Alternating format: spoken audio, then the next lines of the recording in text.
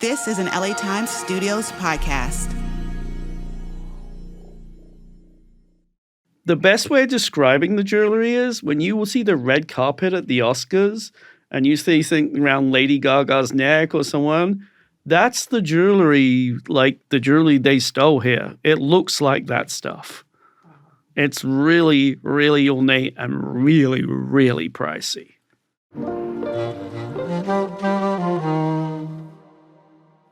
Hello and welcome to LA Crimes. I'm your host, Madison McGhee. Today, I'm joined by LA Times reporter Daniel Miller. Daniel, thanks for being here. Oh, thanks so much for having me. I'm really excited. This, we were just saying, is a fun one because I love a white-collar crime. I was interested in this case from the jump. It had so many twists and turns.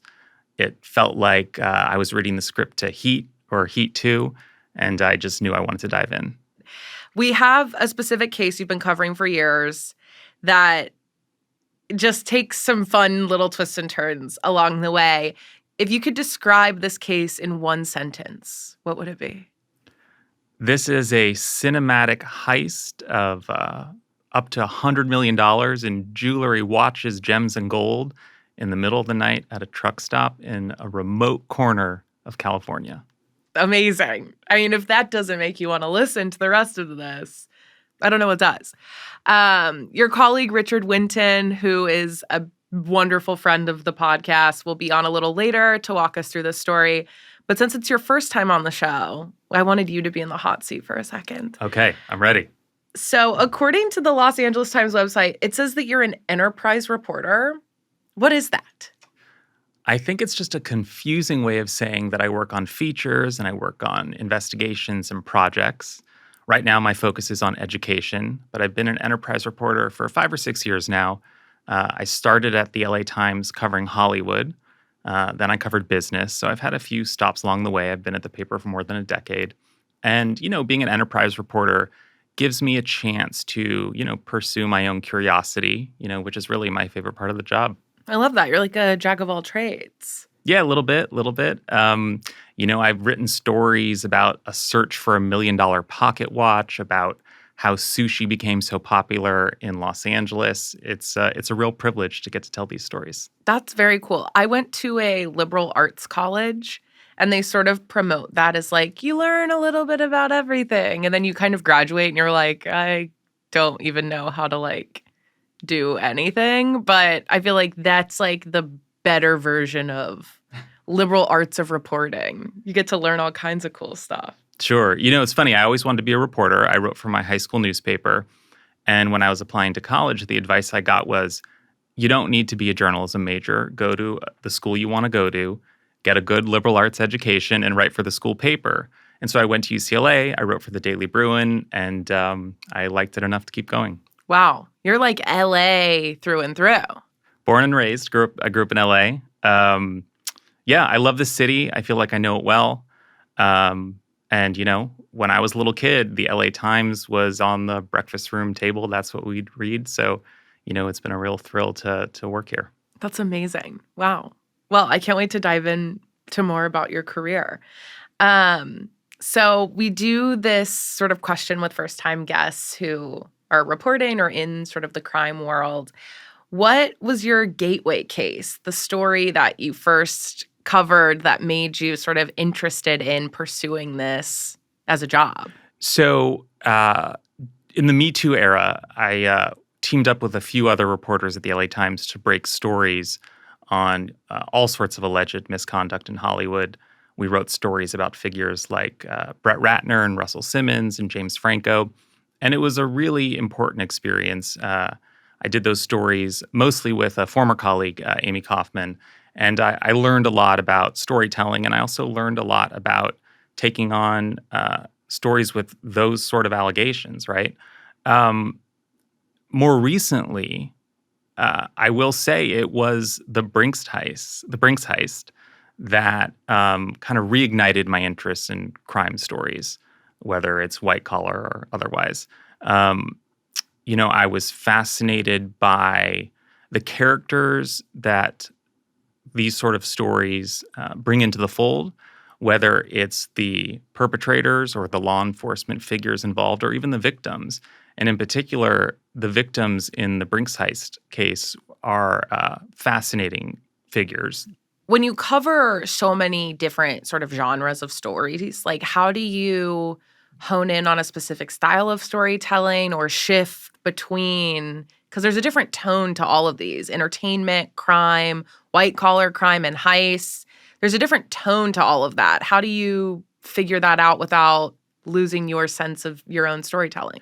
I think it's really important in all of these stories that you think hard about the people involved.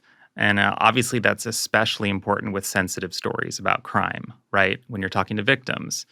But I think, sometimes as a reporter, you think of a story that has to have X, Y, Z elements to it. It's going to have a beginning, middle, and end. You need a certain number of voices, a certain type of voices. And when you're thinking about all of that, sometimes, you can risk losing sight of the humanity in a story. And so I always try to think about that and ground the stories in that. And, sometimes it's as simple as reminding myself, this is a story about a person whose relatives are going to pick it up and read it. Their colleagues are going to pick it up and read it. They're going to pick it up and read it. Are we being sensitive to the issues at hand? And I think that's something that kind of flows through, all sorts of reporting. Yeah, for sure. That's really interesting. Is there a unique challenge in telling specifically heist stories that has come up for you over the last couple years as you've been covering this case? Well, I think as we all know, the public's appetite for, how they did it and who did it is always going to be high. And you can see it in the comment sections of all of our stories about heists and other sorts of crime. And it presents a challenge because, as I'm sure you know, law enforcement is reluctant to talk often, especially when a case is, actively being investigated. Law enforcement is often reluctant to talk.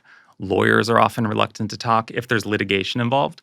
And so we have the exact same questions that our audience is asking, right? And, it requires a lot of patience, requires certain kind of determination to stick with it. In the story we'll talk about, the Brinks heist, this went down in July 2022. That's, 3 years ago. So this is a piece that we really had to stick with to eventually, break the story of the indictment. Daniel and I will be back with the one and only Richard Winton to talk about the Brinks heist. Stay tuned.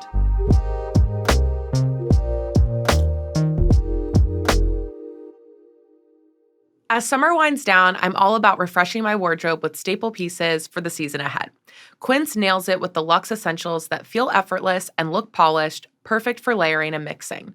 Their styles are so versatile, I find myself reaching for them again and again. Think chic cashmere and cotton sweaters starting at just $40, washable silk tops, and classic denim pants. Timeless styles you'll keep coming back to. The best part, everything with Quint is half the cost of similar brands. By working directly with top artisans and cutting out the middlemen, Quint gives you luxury without the markup. And Quint only works with factories that use safe, ethical, and responsible manufacturing practices and premium fabrics and finishes. I just got a new apartment and I have been eyeing the sheets, the cookware, everything home related, and it's great that Quint has it for way less than everywhere else. Elevate your fall wardrobe essentials with Quint. Go to quince.com/LAcrimes for free shipping on your order and 365-day returns. That's QUINCE.com/LAcrimes for free shipping and 365-day returns. Quince.com/LAcrimes.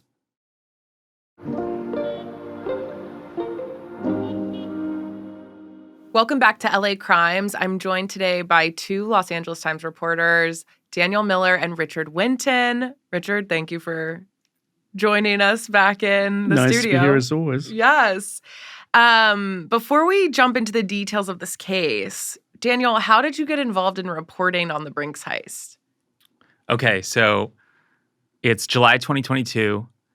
I was actually on vacation, but I wasn't fully unplugging. I was on my phone, and I got an email alert about this crazy burglary in the Grapevine. And I click the link and I read Richard's first story on it. And, the headline is something like, colossal heist shrouded in mystery. And as I read this story and I see, things like possibly $100 million of jewelry stolen, and that this heist happened in the middle of the night, and that these thieves were undetected and found a way to break the lock on this Brinks big rig, it just seemed like it was out of a Hollywood script. And I was captivated. And I also thought to myself, by the time I get back from this vacation, this will have been assigned to a whole team of reporters, and they'll be working up on 4 different follow-up stories, and sort of the moment will have passed. And lo and behold, I come back. I think I called Richard the first day I was back in the office, and we had worked together over the years on a handful of stories. And as soon as I mentioned the Brinks heist, Richard just went off with like a 10-minute monologue about the situation. What? He doesn't do that. And we were curious about the same things. We had the same kind of questions. And I knew from working together in the past that we'd make a good team. And from then on, we were just churning out stories. That's amazing. So this is a story that you really put yourself into. Yeah, I was not a crime reporter. I'm still not a crime reporter. At the time, I was an enterprise reporter covering business. It was totally different. But I also had a great editor at the time who's no longer with the paper. His name is Ben Musig. And Ben was really encouraging that I go pursue this story, because I think he had a sense that it had some quirky details that I would find intriguing, and that, once I sort of dug in, that I'd, really be engrossed. And he was totally right. He's also the only person who can actually tell us what the watches are and things. Oh, yeah, I should say. So I'm a vintage watch collector. And I've been immersed in that world for about a decade now, maybe longer. And so when I saw a list of some of the items that were taken, I knew the brands, I knew the watches, not necessarily my taste in timepieces, but I knew what was missing. And you knew the value of the watches. That's right. I had a sense of it. Wow. Okay, well, that's an important detail, because I'm also sitting here going, you read a story about some jewelry leaving a truck, and you thought, I need to call Richard Winton right away. But this is all... Yeah, I will say you maybe haven't read Richard's magnetic prose, because the story was like a movie. The first time I saw it, I was like, I got to know more. Yeah, I can't believe it's not being made into a movie currently. Or maybe it is. We don't know. Yeah.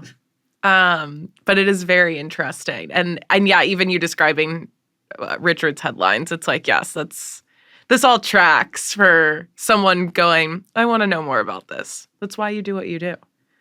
Well, when someone knows to pick the right truck on the right day at the right time and take us a lot of money. Yeah. It's fishy at best. And we're going to dive into it. So let's talk about the day of the crime, or the night of the crime. Really the day, because there was a lot leading up to the actual break-in. But where was the truck parked the night that it was broken into? It was in a parking lot at the Flying J. It's a kind of an adjacent parking lot. It's this place called The Back. Some people in LA know this turnoff. It's the Fraser Park area where you can go up to Mount Peru, and there's skiing or snow, and a lot of people go. It's the fastest place if you want to get a sled ride in LA from downtown. So, or if you want to just go down a slope with it. But basically, it's a pretty remote place at night. There's probably there's a handful of trucks there. This is a gas station, and it's about the size of a football field. It's just enormous there. But it's a place where trucks stop on the way from, San Francisco to LA, or in sort of the long haulers. So what is a Brinks truck? So for people who really aren't familiar with kind of the actual, what's special about it? Is it armored? I'm imagining when people come to get money deposits from retail stores, is it similar to that? So, everybody knows the Brinks armored truck, right? You might see it idling in front of a bank, and some armed guards come out literally with bags of money, right? That's not what this was. Brinks has all sorts of vehicles they use. And this was a big rig, so like an 18-wheeler. And I think we should say where this truck was coming from. So there was a international gem and jewelry show up in Northern California in San Mateo. And this truck was loaded up with the merchandise from all these jewelers who had displayed it at this show. And it was being transported south to come to a show in Pasadena. And this is, a big rig that, besides having any markings that might say Brinks on it, it looks like a typical 18-wheeler that you might see on the highway. There's a sleeping compartment for the drivers, and that sleeping compartment becomes a key part of this story. And, it had a 300-mile journey from San Mateo down to this truck stop where it paused at about 2 a.m. And who was driving the truck? What do we know about the person driving the truck? Well, there were two people in this truck. There are guards and they have firearms. And they look like kind of the people you see when you see them coming in and out the bank or the McDonald's or whatever. They got that kind of blue shirt, dark pants, but they have a gun on their side. And the way it works in this case is typically one drives, one rests. In fact, sometimes one sleeps. It's because they don't just say haul this 300 miles. They probably maybe go on another leg, much like pilots will fly from one place to another. They'll go this leg and then go another leg. So when they have the two drivers, they can keep driving a long way. So in this case, basically that's the setup. They're driving down. They actually make a restroom stop slightly north of this gas station, very briefly. But then in the end, they come to this gas station and they stop for. One gets out, and as he pointed out, there's a sleeping compartment. The other one is asleep in the sleeping compartment. And one walks probably about 500 yards. It's a little bit of a distance back to the gas station area. They're kind of off to the side where the rig is. And he goes inside to buy food, use the restroom, freshen up. And he's gone 27 minutes. I've been there. I've walked the parking lot. I've been into the convenience store. I think it might be a Wendy's that's attached to it. In any case, it's a place where you can get a bite to eat. And there's this 27-minute window where there is just a driver asleep inside the vehicle. And this is when we now know the thieves made their move. Now, going back to kind of the look of this truck, it doesn't look like the typical truck that we're all imagining. Is that I'm sort of imagining it's for two purposes. One, there was so much stuff in the truck that you needed the big 18-wheeler. But also, do you think that deters people from thinking there's valuables in there? What's the purpose of using a non sort of traditionally armored truck? There were numerous trucks in that parking lot that night. It would look just like any of the others. In fact, it has less markings. It doesn't have any big signage or anything. So you often see a brand on the side of the truck or, United, something is a brand. There's nothing on this truck. It's just kind of a silvery color, and that's kind of it. And it's nothing you'd notice. So yeah, it's not one you'd target in a parking lot. No. Yeah. No. But unless you knew what was inside. If you know something, there's a lock on the back of the truck. It's big and it's not the smallest of locks. It's pretty, but it's not like what you'd expect. It's something you can break open. And that's what happened here. A crew approached this truck, carefully broke the lock off, pulled open those doors, and inside were these large bags. They're thicker than trash sacks, kind of reinforced. And each one of them was maybe one of the jewelry stores, their Pacific, one or two or three of them assigned for each store. And then each bag had millions of dollars worth of merchandise in. And what they did is they moved a number of these bags. I believe it was 24 we eventually worked out. It's almost one a minute. Yeah, they moved them. They didn't use the ramp. They didn't activate the ramp at the back. They just pulled them off, likely slid them just straight into another vehicle, which they'd backed up, loaded off. Now, here's the interesting thing. There were more bags in that truck. at that 27-minute mark, they probably had someone watching the guard coming from the place. They didn't keep taking the bags, and they avoided a confrontation. They stopped. They went undetected, and they left. And eventually that guard got to the truck and then noticed the lock had been broken. And then what? So there were 73 bags, right? They take about a third of the bags. We now know because we have seen the body cam footage from the sheriff's deputies who responded to this incident. The driver walks back to the vehicle, sees that the lock has been cut, and they alert authorities. The guard who was sleeping obviously wakes up, and he tells authorities that he did not see or hear anything. He was dozing inside this vehicle. And you can see from this footage that we've now written about that the guards did not have a sense of what they were transporting. They didn't have a sense of how much it was worth and how valuable it was. And in fact, as they discuss it, they're talking about the sum in the low millions of dollars. This is obviously a fraction of what the jewelers say was stolen. They say it was worth $100 million, which would make it the biggest jewelry heist ever. So in those early moments after this happened, there's a lot of confusion from the two Brinks drivers who are on site.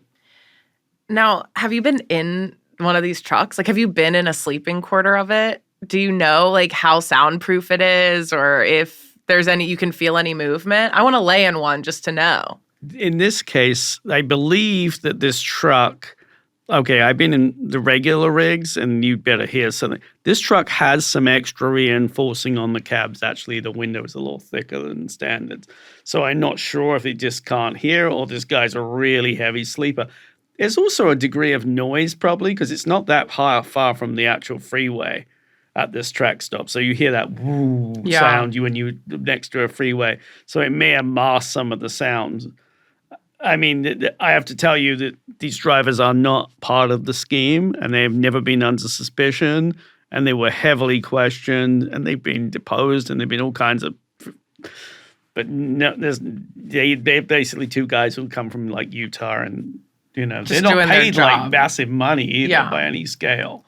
One thing about the sleeping component, because that, I will say, above all, is the detail that just ignited people's curiosity about the Brinks heist. How could this guy be asleep while this audacious crime is being carried out, mere feet away? So we actually looked into this a little bit. There are Department of Transportation rules for truck drivers in terms of how much sleep they're required to get and how many breaks they're required to get over the course of a 24-hour period.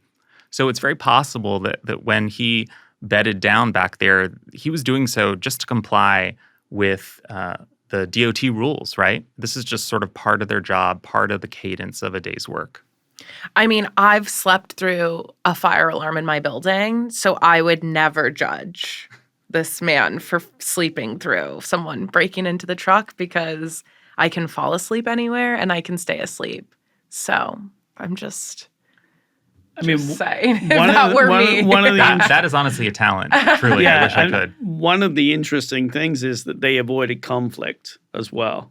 They could have taken a lot more, but it would have led to conflict and probably alerted authorities a lot quicker and in much larger numbers if there would have been a violent conflict. Where's the security footage from the truck stop? So the interesting thing is the way this is set up, so they're not actually parked, these trucks, on the actual forecourt of the gas station. There's actually a sort of an adjoining lot, which is probably the side of 2 football fields and could accommodate probably 100 trucks or more off to the side. So kind of like a park and ride situation? Yeah, and it's kind of like that. And it's lit, so you better see it. Not massively lit. Yeah. But yeah, I mean, basically there's not. It reminds me of, like, I'm from the East Coast, like a rest stop on, like, I-95. I've slept in my car in many of those, and they're not well lit, but there's, like, you can see it. And yeah. when I visited the truck stop, it was filled with 18-wheelers, basically parked in rows. And so this Brinks vehicle would not have stood out at all there.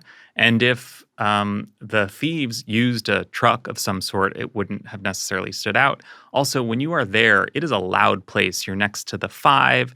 18-wheelers are big, tall, large vehicles. It would be easy to not be seen amid these, this sea of trucks. Yeah. Wow. We're going to go into the investigation later. I'm just curious if at any point the police thought this was like random or if they immediately were like, this was targeted. I think it was pretty clear it wasn't random. But initially, they didn't even know how much it was. So this is the strangest conversation ever. They get these two guys who they're a little disheveled looking. They don't look like they'd be exactly military security guards. And they're like, well, first they're like talking 2, 3, maybe 4 million. And then it jumps up into the low 20s eventually when they call headquarters. And then you hear the sheriff's guys call their major crimes division to try and explain it. And then the guy walks away from the drivers when he's trying to talk to this lieutenant on the phone because it's becoming more obvious that this is getting much more serious at a pace. But the interesting thing is, it's basically that no one involved at that point realizes the level of what they've taken. And so I'll describe this. This is the easiest way for people in the public to understand. And we actually went to one of these jewelry shows later, actually the next one a year later in Pasadena, and they let us handle some of the jewelry, which is the best way of describing the jewelry is when you will see the red carpet at the Oscars and you see something around Lady Gaga's neck or someone, that's the jewelry, like the jewelry they stole here. It looks like that stuff. It's really, really ornate and really, really pricey. And heavy, right? I mean, how do you carry 24 bags in 27 minutes onto another I mean, the whole thing just seems really well executed, if I can even say that about a crime. But I'm just so shocked because these bags have to be huge and heavy. Yeah, they're kind of like, there's actually if you ever worked in a store, they used to have these cash bags and they're kind of tear-proof. I don't know if you ever remember those. I've worked in retail. Yeah. So think about that same material, but scale it up to a trash sack like you have for your lawn stuff. So that's what these bags are like. They're strong as hell. And then everything's put in, and then there's like a cinch. And they were color-coded as well, we found out. So there was a color-coding scheme. We never quite worked out whether they had actual knowledge of what was each bag, but they definitely were skilled. It's amazing. They took seemingly just the right bags to really net a really good amount of jewelry. And one thing just to say about what was stolen. So there was all this very ornate, high-value jewelry, but there were also dozens and dozens of valuable timepieces from brands that most people would know, like Rolex and Patek Philippe and Audemars Piguet, watches that themselves are worth tens of thousands of dollars. There's also loose gems, right? And things like loose gems might be a lot easier to transport than jewelry. It might be easier to fence down the road. In all, 14 jewelers were victimized. So 14 jewelers whose merchandise was being transported to Pasadena had at least some of their merchandise stolen. And look, for this was a life-changing moment. For some, it devastated their business almost completely. And we still talk to these jewelers, and, many of them have not recovered. So they throw all these bags in. They must have seen this guy, this truck driver, heading back to the truck. They pull out, and that's the end. They've just seemingly gotten away with stealing. Well, it's not. Well, this is the middle of the night on the Grapevine. There isn't a lot of traffic. You're vanishing into the night is going to be a lot easier than usual. But there's stuff you have to be careful about when you do these kind of crimes. And what we're going to tell you here probably would help you get away with it. And on that note, after the break, Richard and Daniel share how years later the heist team was caught and where we think the jewelry might be today.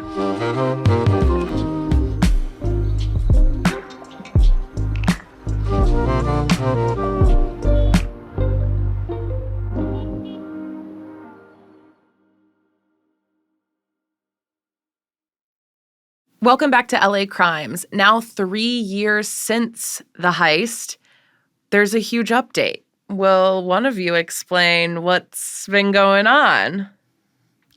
Well, they obviously been doing a lengthy investigation, which they had to build they had very, very little clues from that night on the Grapevine. The one clue they had, and the one mistake sometimes criminals make, is phones. Having phones on. Even if they're burner phones, they create tracks. And those tracks come off of these towers. And they can store that information, and they can gather that information. When you're doing a criminal investigation these days, that's one of the key things you need.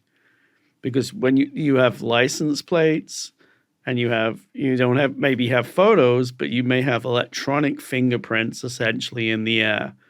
And that's what they followed here.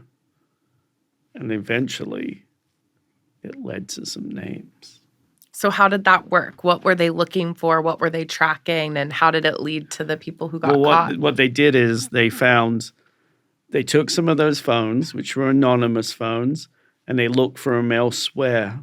Other crimes, similar crimes, other locations, police databases, anywhere. They knew these phones weren't going to be under the names of the criminals, but they were bought at some stage, and they were probably used or logged in some other places. And so they started making comparisons, and they found some involving at the scenes where they'd done a similar survey, where they literally, I've sat in court and watched this, where they'll literally, okay, so here's this cell phone tower at 2:30 in the morning. These were the phones which used it. And it's good if you choose the middle of the night, it's actually a great time to look at that stuff. And then, when we had let's go look at our other truck heists and burglaries and things in the region. Let's go look at the surveys off of those towers and see if there are any matching numbers. And they start doing that kind of thing. And that gives them a lead. And now they know this number was here, this number was there. And then in this case, there was other things that these numbers showed up in another police report. And that kind of gave them more clues. And eventually there was something so in one of those incidents, there was video as well of some people being involved in a traffic incident. Now you've got video connected to the phones, and eventually that's going to lead to names. So it's a slow trail. It's not fast, but eventually even the most surreptitious people can get caught in an electronic age. So 7 men get indicted, right?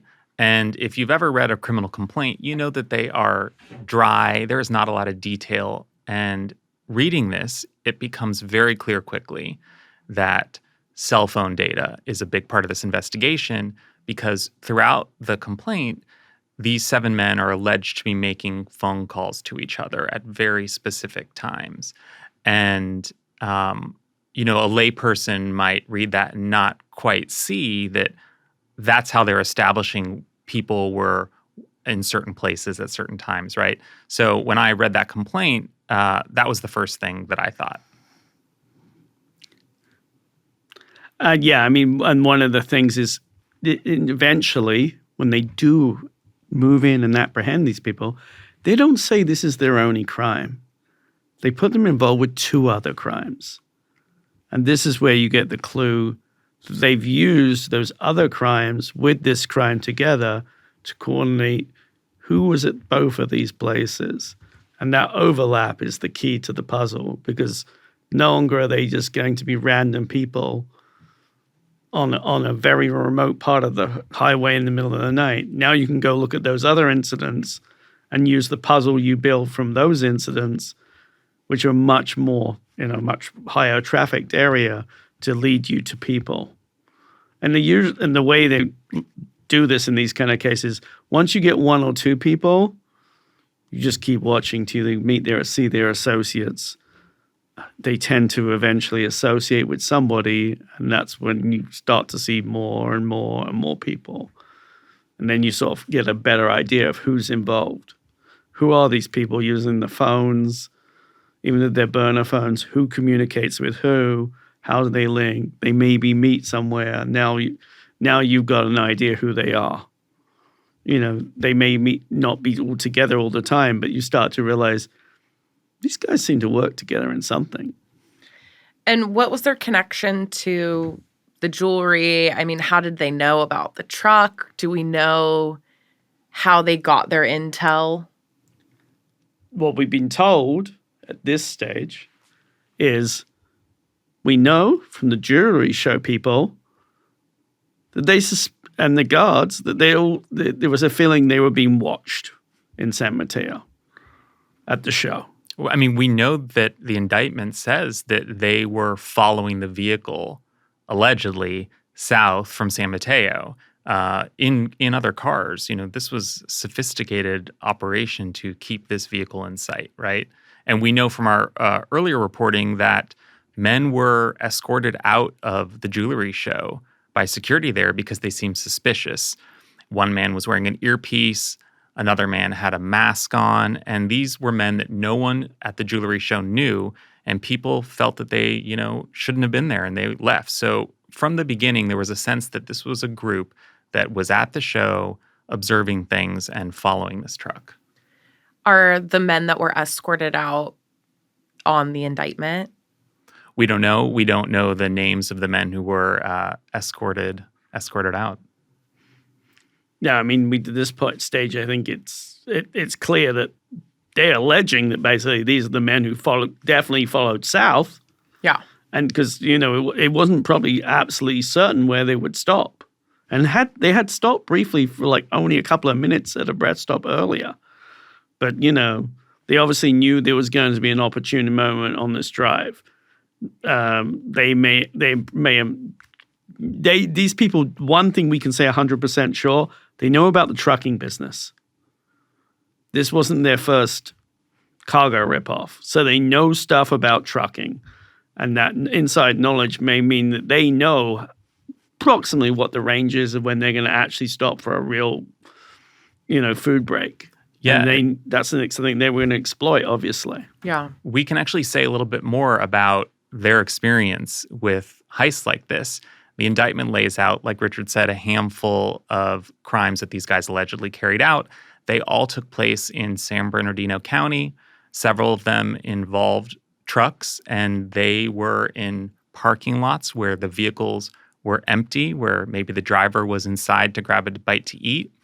And in one case, they stole Apple AirTags, tens of thousands of dollars of Apple AirTags. In another case, they stole Samsung electronics. And then there was another heist that they pulled off, which was about $250,000. So it almost feels like in the months leading up to the Brinks heist, this crew was working its way up to something big and maybe even like honing its craft out in San Bernardino County. Aside from the cell phone data, which seems like really is what's tying these suspects to the crime, did they recover anything that was stolen? Have they tied any of the jewelry at any pawn shops or sold on any sort of market back to these people? Where's the jewelry? They recovered a small amount of the jewelry. One of the prosecutors told us that they have recovered a significant number of watches. Probably, he didn't say this, but it's pretty, obvious that these watches are the most traceable thing. Literally all those fancy brands are registered. Yeah. And you can't just get rid of those easily. And if you try and move one even internationally. Feels like a marked bill. You can't, it's it's completely so easy a to tracked track. industry. So these watches, while they're valuable, they're extremely hard to get rid of. And it's probably why they still had some of them. They also, when eventually caught, they found quite a lot of the watches, not a lot of the jewelry, some cash at some of their homes, but not huge amounts of cash. And the recovery of the jewelry, we're talking, not a lot. They're still doing an accounting apparently of all what they have, but it's going to be, cents on the dollar literally compared to the 100 million. The biggest mystery is, where is most of the jewelry? Is it still stashed? Was it moved? People like this, I've had other crews go down for bank jobs, and they'll go down and never give up what they got because it's worth a lot. So who are these guys that have been indicted? So it's 7 men, all from the Los Angeles area, or at least they have addresses in the Los Angeles area. They're roughly 30 years old to 60 years old. Wow. And Richard, what else can you tell us? There's quite a few people with ties to Ecuador at some level. There aren't, you try and look across them what common denominators they have, and that's one which becomes obvious. They seem to, they spread from like the Inland Empire to, central LA in terms of residencies and the places where they were arrested. That's about all we know in terms of the common denominators at this start. In terms of like the obvious criminal records of them, one of them was in an Arizona prison at the time. They were caught. The others have there's some level of crime, but not the kind of history and records you typically expect when I've seen people arrested in the kind of this big level crime. They usually have a bunch of like prison terms, obviously, in their background and robberies. And no, not yet. Not in these cases. No, we're not seeing that here. Wow. So who's considered a victim in this case? The jewelers, the trucking company? Like, who's trying to get their money back or any sort of justice in this situation? Right. I think multiple people would probably raise their hand if you asked who's a victim. But I think really the victims are the 14 jewelers whose lives were upended by this heist, whose merchandise was stolen. In at least one person's case, they've exited the jewelry business as a result. We should say that the jewelers and Brinks are locked in a legal battle that stretches from New York to Los Angeles courts. And they are fighting over the dollar value of what was stolen.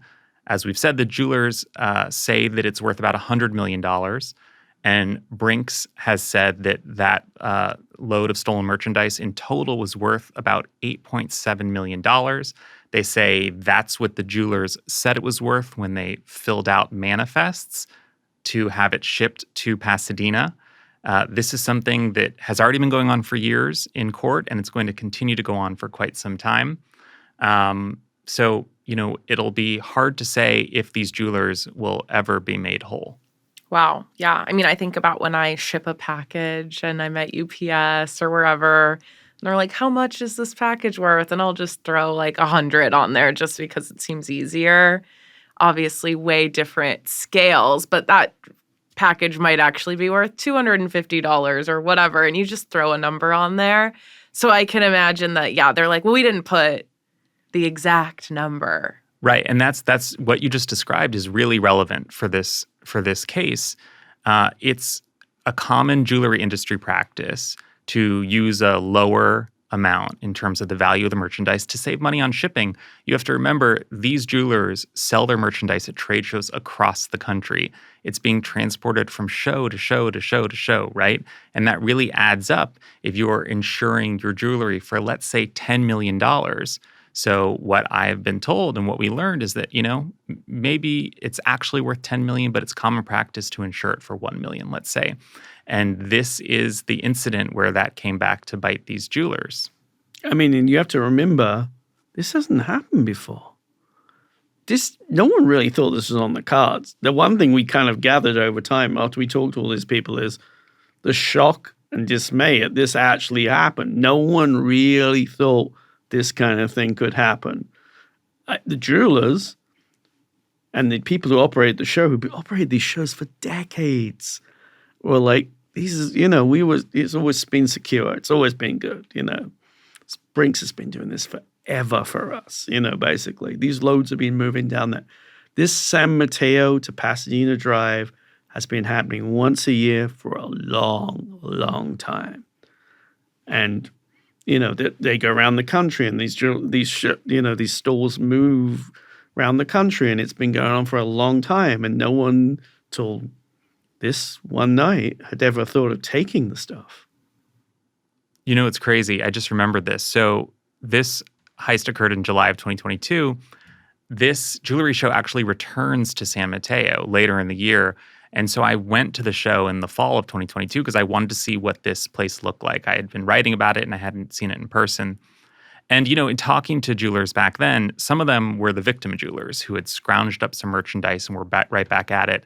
There was a real sense of fear and distrust and, a lot of anxiety over would their jewelry make it to the next show. One thing that these jewelers told me was that there was, robberies in the parking lot over the years, right? Maybe somebody would be followed to their car and a gun would be pulled and they'd hand over the merchandise they had with them right then and there. But it didn't necessarily represent a total loss like this may have in the Brinks heist. And so they had no sense that something like this could occur. And they felt like, sure, there's some risk in our job, but we can manage it.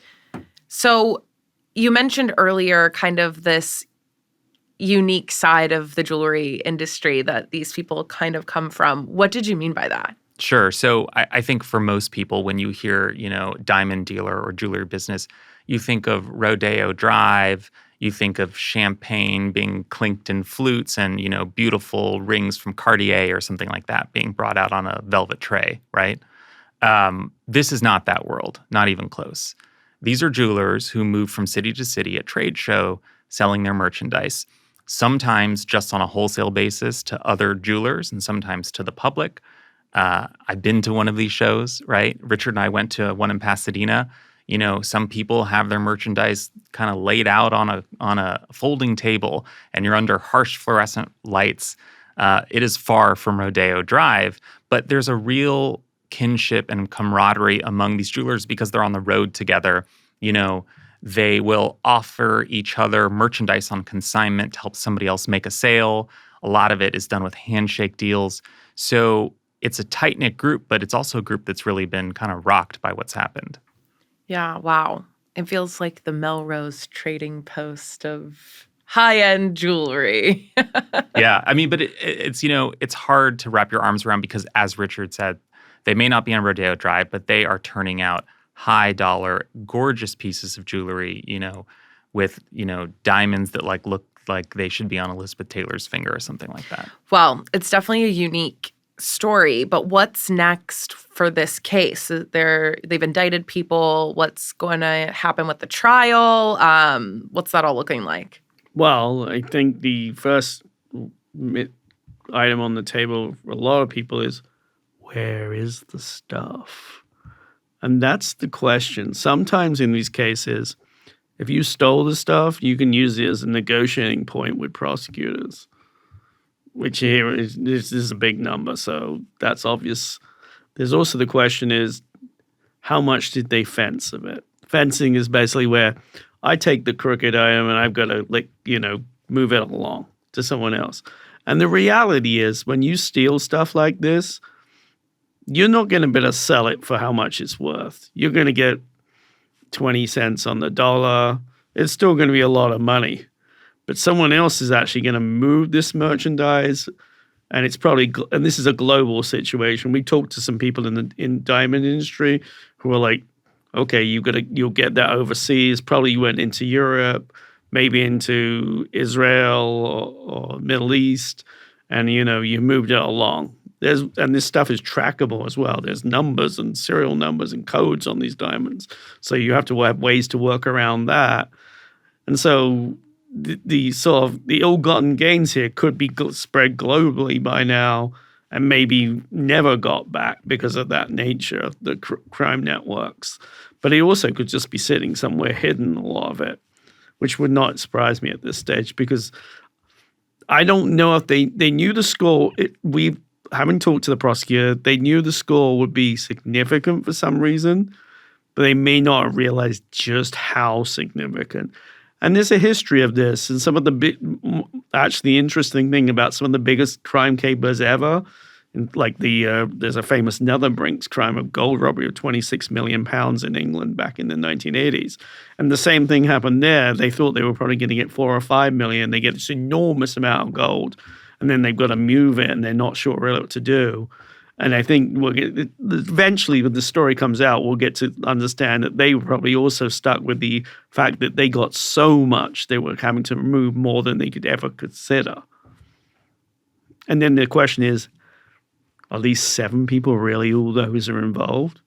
Probably not. There's going to be a whole chain, traditionally in such these situations, a whole chain of people who've moved these merchandise and probably in the end may have put more money in their pocket than the people who took it. Well, we'll be waiting for an update on that and to see how this all unfolds. Richard, Daniel, thank you so much for being here today. Oh, thanks. Thank you. That's it for LA Crimes. Thank you so much for listening. If you like this show, please subscribe on Apple Podcasts or by going to latimes.com/podcast bonus. That's latimes.com/podcast bonus.